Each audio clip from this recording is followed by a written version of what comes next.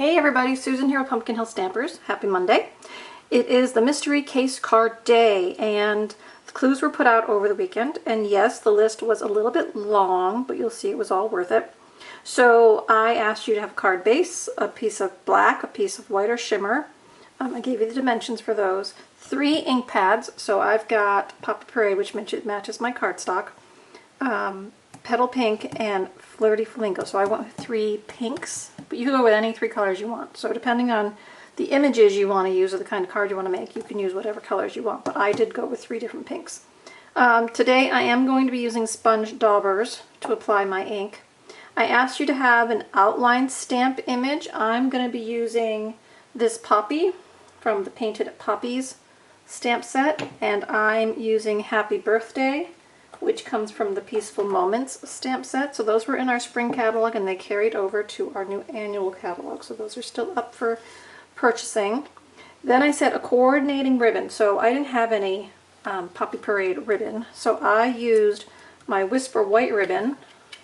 Right, I've done this a few weeks ago. I took my Whisper White ribbon, and this time I used my Stampin' Right marker, Poppy Parade, and I inked that. So that'll be ready to go when I'm ready to use it. So I've got my ribbon. All right, we needed cardstock for our sentiment. I have that on the table here. I asked you to have 3 circle punches or dies. So I used 3 dies from my Layering Circles set. I have a piece of cardstock, and I just put those down and made a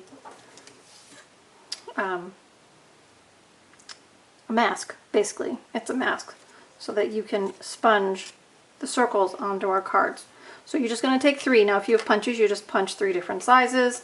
You have dies, you can make 3 dies. You can put them all in a straight line. It's not going to matter what layout they have. I just thought it was easy to have one mask to be working with.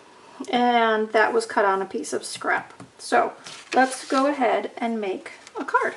Okay, so here's the idea. Now this is from a card that I did a couple years ago, one of my archive cards, and you'll see that tomorrow. I'll post it tomorrow on the blog so you can compare the 2 cards. So I started with the basic elements, shapes and such forth of the archive card, and now I'm going to work up a new card with basically the same pattern, but I'm going to lay it out a little bit different. So I'm just going to open up my 3 ink pads. And so what I'm going to do is first I'm going to apply ink with my daubers onto this piece of shimmery white. So I'm going to start with my smallest circle. I've decided I'm going to use my darkest color, so that's the Poppy Parade that corresponds to my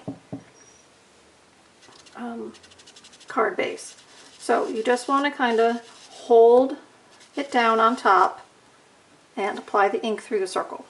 Okay, there's no real rhyme or reason to where you put your circles. They can be off the edge if you want them to be, but you just want them kind of randomly around. Now you can overlap them if you want to, or you can leave them all separate. Totally up to you, right? But you'll see as I work. Now I think I want the next size one to be my lightest color, and I'm just kind of deciding this on the go, so there are no rules. If you want a little more thought into it, you go right ahead. So this time I'm using Petal Pink, which is, ooh, I wasn't holding it hard enough, so let's just line that back up. Okay, so Petal Pink, which is a much lighter shade, but I wanted a kind of a contrast in there, because the Flirty Flamingo is going to be pretty close to the Poppy Parade. Okay, so there's one. This one I think I'll do off the top a little bit. So I'm just rubbing that ink in, going around to get an edge on the circle, and remember to hold it down tight so that it doesn't move like it did on me over there. Let's see, I'll put this one over here. Guess I'm working in 3s. A lot of times I say I work in odd numbers. I guess that's applying to me today as well. Working in 3s. Okay, so there's 3 and 3 and 3. So now we're going to go, I'm going to use my biggest circle now. I'm going to put one here because I don't like that big white empty space. So this time I've got Flirty Flamingo, and I'm going to go right over those other 2 colors. So seeing that they're all in the pink realm. I'm not worried about them overlapping. Let's see, I'm going to do another one up here. I'll let that overlap that Poppy Parade as well.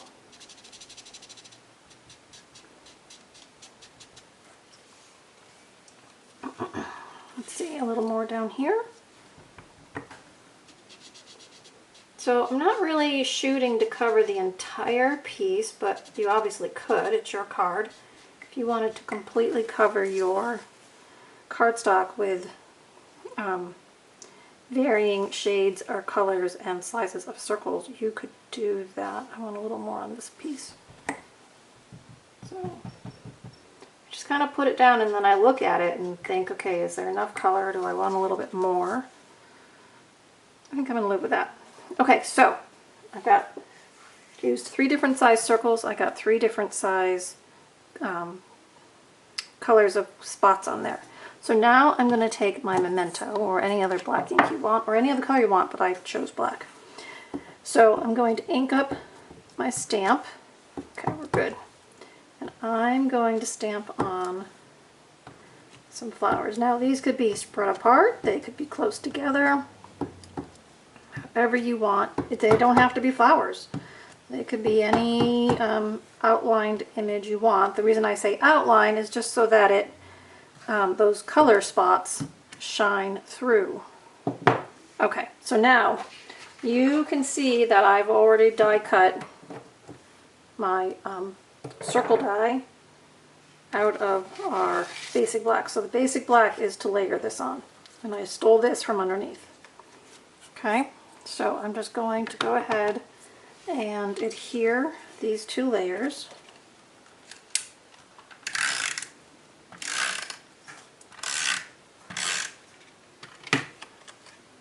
So I'm just going to have a strip of black down each side of my panel there. Okay, and it's 4 1/4, so that now you can put this on your card like this. But here's where my ribbon comes in. I'm going to dress it up just a little bit of ribbon, and I think maybe this time I'm going to put a little knot in it. So sometimes if I don't want a bow, but I want a little texture, I'll just put a little bit of a knot in my ribbon.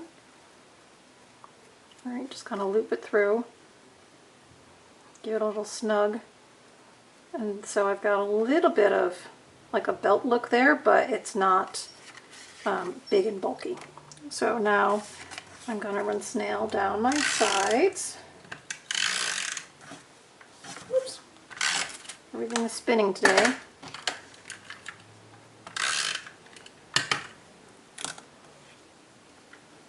Our snail ran out, that's okay. So now I'm going to come back and I'm going to piece, and I see that little smudge? I'm going to cover it right up with my ribbon, so that's another good reason to have a little bit of a ribbon or a layer to put on there. Okay, so I'm just going to go across, tacking that into the back.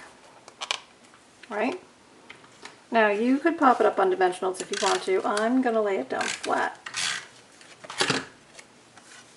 So now I'm going to put this, I'm going to put it way over here this time. You can put it anywhere you want. You can turn it this way, whatever you want to do with it, but I'm going to put it down here. I'm just going to mimic that kind of outline of the Poppy Parade on the edge, right? Poppy Parade, black print, and then I've got all this section over here. Now I don't want to smudge all that ink I applied, so I'm just going to flip it over and press all that adhesive into the card.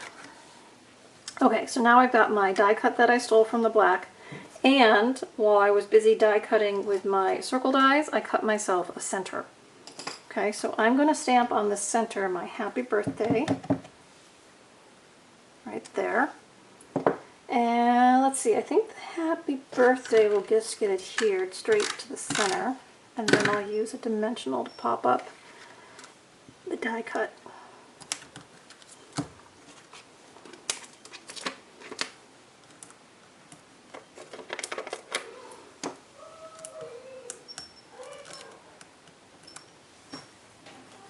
Okay, you hear Henry, he's very excited in the other room.